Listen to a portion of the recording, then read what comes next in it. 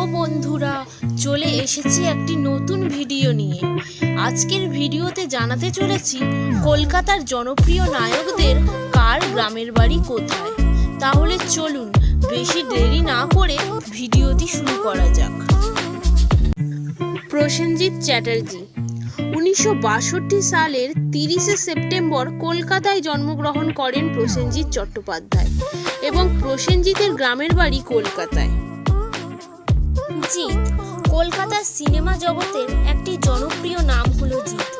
1978 সালের 30শে নভেম্বর কলকাতায় জন্মগ্রহণ করেন জিৎ এবং জিতের গ্রামের বাড়ি কলকাতায়। দেব অগ্নিশপথ সিনেমার মধ্য দিয়ে বাংলা সিনেমার জগতে পদার্পণ করেন দেব। 1982 সালের 25শে ডিসেম্বর মুম্বাইয়ে জন্মগ্রহণ করেন দেব এবং দেবের গ্রামের বাড়ি মুম্বাইয়ে। যিশু সেনগুপ্ত বাংলা মেগা সিরিয়াল মহাপ্রভুতে প্রধান অভিনেতা হিসেবে সর্বপ্রথম অভিনয়ের সুযোগ পান যিশু সেনগুপ্ত। 1977 সালের 15ই মার্চ কলকাতায় জন্মগ্রহণ করেন যিশু এবং যিশু সেনগুপ্তর গ্রামের বাড়ি কলকাতায়।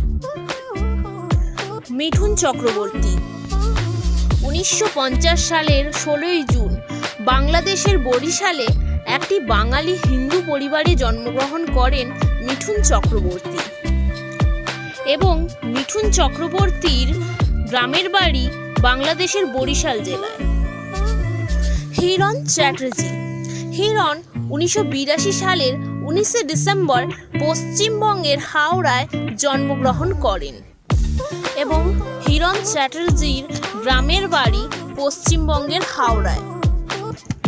বনি সেনগুপ্ত 2014 সালের বরবাদ সিনেমার মাধ্যমে অভিনয় জগতে পদার্পণ করেন বনি সেনগুপ্ত।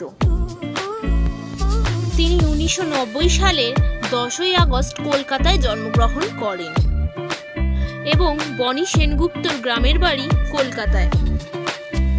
যশ দাশগুপ্ত 2009 সালে টেলিভিশন সিরিয়ালে অভিনয়ের মধ্য দিয়ে অভিনয় জগতে অভিষেক ঘটে যশ দাশগুপ্তর।